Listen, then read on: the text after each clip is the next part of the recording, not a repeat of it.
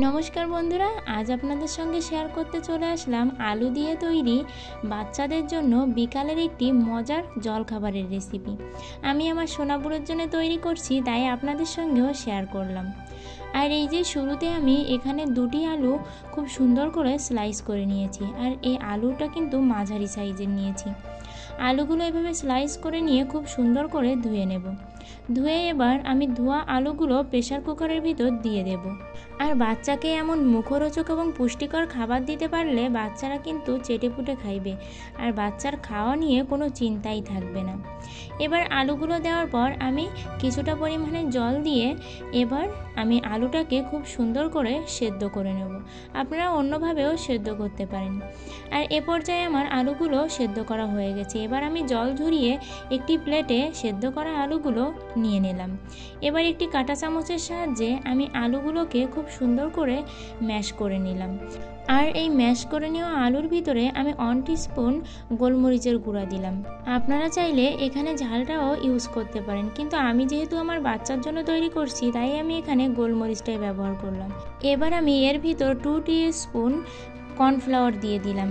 এই দুটো উপকরণ দিয়ে আমি আলুটাকে খুব সুন্দর করে মাখিয়ে নেব। আমি এক একটি করে উপকরণ দেব আর এটাকে খুব সুন্দর করে মাখিয়ে নেব। আর এবার এ পর্যায়ে আমি স্বাদ অনুযায়ী লবণটা দিয়ে নেব। আপনারা আপনাদের স্বাদ অনুযায়ী লবণটা দিয়ে নেবেন।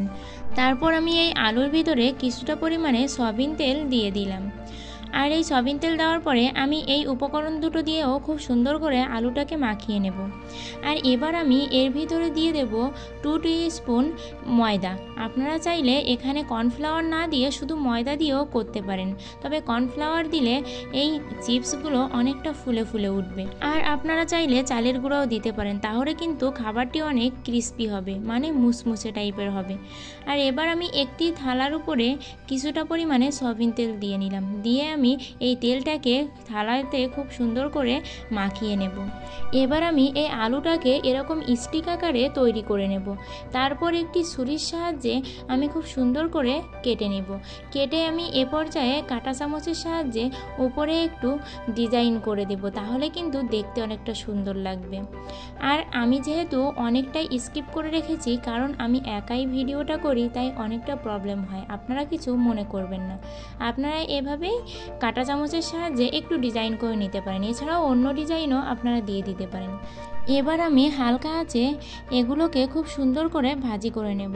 আপনারা বেশি আঁচে এগুলোকে ভাজি করবেন না, তাহলে কিন্তু উপরটা শুধুই পুড়ে যাবে, ভেতরে খেতে একদমই ভালো লাগবে না, মানে কাঁচা থেকে যাবে। তাই এরকম মিডিয়াম আঁচেই আপনারা খুব সুন্দর করে এপাশ ওপাশ লাল লাল করে ভাজি করে নেবেন। আর দেখতে কিন্তু অনেকটাই সুন্দর হয়েছে, আর খেতেও ততটাই লোভনীয়।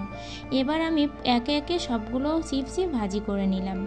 এভাবে আপনার বাচ্চাকে বিকালের খাবারে এই খাবারটি দিতে পারেন।